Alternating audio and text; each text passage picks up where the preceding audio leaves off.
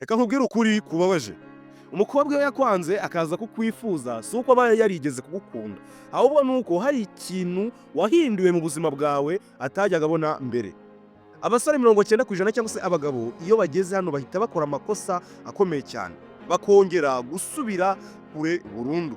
Uyu munsi ngiye kubabwira icyo mwakora n'icyo tugomba gukorana rimwe, ubundi tukirinda icyo kibazo kibaho mu rubyiruko cyangwa se mu bantu bakuze. Hari igihe uba warakunze umukobwa by'ukuri ukamwereka amarangamutima yawe yose, ukamuhamagara, ukamwitaho, ukamwiyereka nk'umuntu witeguye byose, ariko akakubwira ati oya siniteguye, cyangwa se ndakubona nk'inshuti ntabirenze, uri nk'inshuti reka twibere inshuti. Muri make ugahita wumva ibintu byose wakoze bibaye zeru, ugahita ucika intege, ukumva nta gahunda usigaranye, ukumva ibikomere birakwatatse mu mutima, ariko nyamara bigenze bite, birakubabaza umutima ukababara, ukibaza uti nakoze iki kibi kuri we, namukoreye iki kibi, niriye kosa bibi namukoreye. Nyuma y'igihe gito atangira kongera kukwandikira, akagusuhuza, akakubaza uko umeze, akagusaba ko mwabonana. Aha rero niho ikibazo gikomeye gitangirira hagati y'abagabo ndetse n'abasore. Ese uramwirukira? Ese uramwinginga? Cyangwa uritwara nk'umugabo uzi agaciro ke cyangwa se umusore uzi agaciro ke? Uyu munsi ngiye kukubwira ukuri kose, ntabwo ari ukugushima cyangwa se ntabwo ari ukugushimira cyangwa se nyine ngo ngushimagize, ahubwo ni ukuba nagufasha guhinduka. Iyi ni your mindset bro, ujye ukora ibintu wabanje gutegura. Njye nitwa Sylvain, iyi channel yitwa Sylvain Cukumbura, kandi subscribe twuzuza subscribers 1000. Wowe warakanze subscribe kuri channel yanjye, ngambona aba subscribers 900 barenga 1000 kibura bake, uruwagaciro Imana igikomeza kuguha umugisha. Rero tubane mu video mwereke ukuntu wakitwara igihe uwo muntu mwari muri iyo situation yo gukundana yari yarakwanze nyuma ariko ukabona aje kugaruka. Reka tubanze dusobanukirwe ikintu kimwe. Umukobwa ntagaruka kuko wakomeje kumwinginga, agaruka kuko hari icyo wahinduye mu buzima bwawe. Hari impamvu eshatu zikomeye. Waretse kumwiruka inyuma. Iyo umusore ahagaritse kwiruka inyuma y'umukobwa, ubwonko bw'umukobwa butangira kwibaza buti ese ko atakimpamagara nkuko byari bimeze. Urumva iyo waretse nyine kumwiruka inyuma, ahubwo ahita asigarana ikibazo cy'uko ati ni iki cyatumye atakimpamagara cyangwa se atakinyirukaho. Ibyo rero biri mu bintu bishobora guhita bituma nyine atangira kukwibazaho. Ikindi aho niho agaciro kawe gahita gatangira kuzamukira mu bitekerezo bye. Naho mbere yagufataga nk'umuntu usanzwe atagoheza agaciro uko bikwiye, ariko nyine kubera ko nawe utakimwa, ahubwo kubera ko nyine yakubwiye ari amagambo agukatiye, wowe ugahita uvuga ati okay, muri ziriya mbaraga akoresha nkatira, ahubwo nawe igiye guhita nkoresha izo nzakoresha mwirukaho, cyangwa se izo nari gukoresha mwirukaho muhamagara, zikoresha ibintu byanjye bimfitiye inyungu. Aho ngaho rero uhita utangira gushyira ibibazo bikomeye ubwonko bw'uwo nyine wazanye ibyo ngibyo byo kuzana kugukatira. Icya kabiri, wariyubatse mu buzima bwawe, wibanze ku kazi kwawe, ku ntego zawe, ku iterambere ryawe. Umukobwa akifuza umusore ufite icyerekezo, atari uwicara ategereje ubutumwa bwe. Gatatu, yabonye ko hari abandi bakwitayeho. Nibisaba kubivuga, bigaragarira mu myitwarire yawe. Iyo umukobwa abonye ko atari igikoresho, atangira kukubona mu maraso mashya. Kuba igikoresho ni kwa kundi every time ibintu byose umuhereza uko bikeneye kugiye, ari buri igikoresho cye nyine kimwinjiriza. Ikosa rikomeye rero abasore bakunda gukora cyangwa se abagabo bakunda gukora.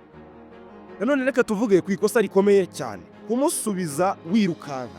Buri gihe uri kuganira n'uwo muntu mwitwa ngo uyu munsi yabaye ex wawe, ntago uriya kuba gubajije ikibazo ariko guhita umusubiza. Aha niho rero abagabo benshi cyangwa se abasore benshi bagwa.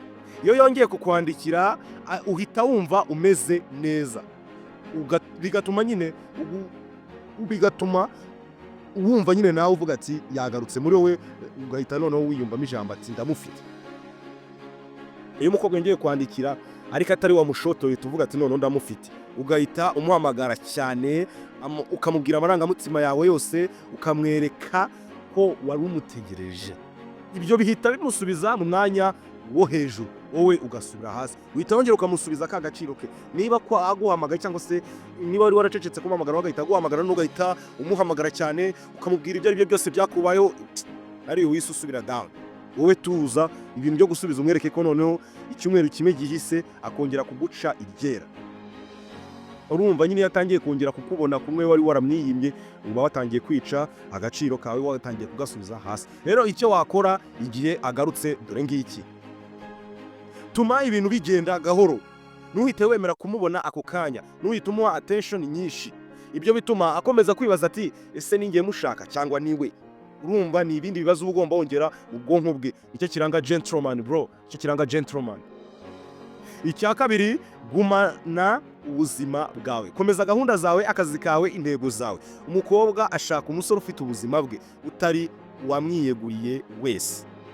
Icya gatatu, ntukagaruke ku byashize. Ntukamubaza uti kuki wari waranyanze. Ugumye kuzana bya bintu byarangiye. Ibyashize byararangiye. Ibyo bikwereka ko wizeye agaciro kawe. Ikintu cya kane, mwereke ko wamwifuza ariko utamutegereje. Waramwifuzaga ariko nyine ntago wari umutegereje. Nibyo.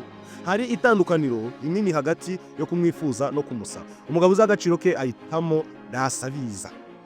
Uhitamo ikintu kigufitiye ingenzi kuko buriya abonye akabona ibintu byose akeneye anytime aruramuhereza ahita abona ko nyine uri umuntu yabashije gukontorora, uri igikoresho cye. Ukuri rero gukomeye ni ukuri. Si umukobwa wese ugaruka ko nyine aba gukwiriye, ahubwo hari ugaruka kubera irungu, gucika intege no kunanirwa n'abandi. Ni wowe rero ugomba kwibaza uti ese arashaka njye cyangwa arashaka kumva, cyangwa se arashaka njye cyangwa aje gushaka ibintu nkora. Umugabo uzi agaciro ke ntahita yakira buri wese ugarutse. Icyo kintu mukimenye. Niba uzi agaciro kawe kuba agarutse, kuki utanakibaza ngo igitumye agarutse ni ikibazo. Umwinjire umugaragarize ko nawe burya watekerezaga. Umwereke ko kumwirengagiza, kukwirengagiza kwe ahubwo kwahaye imbaraga uko kwirengagiza kwawe kuri we. Niba warakunze, warababaye kandi uyu munsi ubonye agarutse, nibisobanuye ko ugomba kwihutira ko mwongera mugasubukura directly. Nibisobanura ko ugomba kubyiyibagiza. Icy'ingenzi ni iki?